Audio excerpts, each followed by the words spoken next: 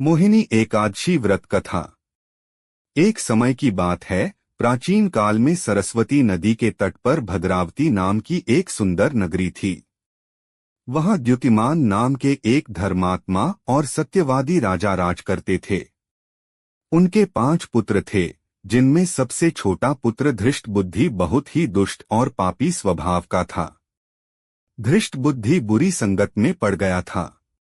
वह जुआ खेलता, शराब पीता और गलत काम करता रहता था। उसके इन कर्मों से परेशान होकर राजा ने उसे राज्य से निकाल दिया। राज्य से निकाले जाने के बाद धृष्ट बुद्धि जंगलों में भटकने लगा।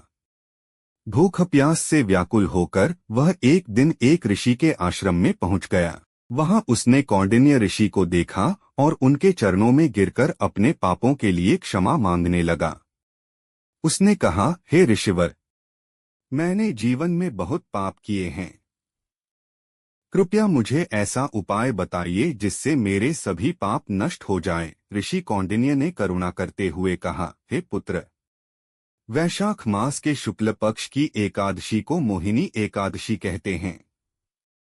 यदि तुम इस व्रत को विधि विधान से करोगे तो तुम्हारे सभी पाप नष्ट हो जाएंगे। धृष्ट बुद्धि ने पूरे श्रद्धा भाव से मोहिनी एकादशी का व्रत किया।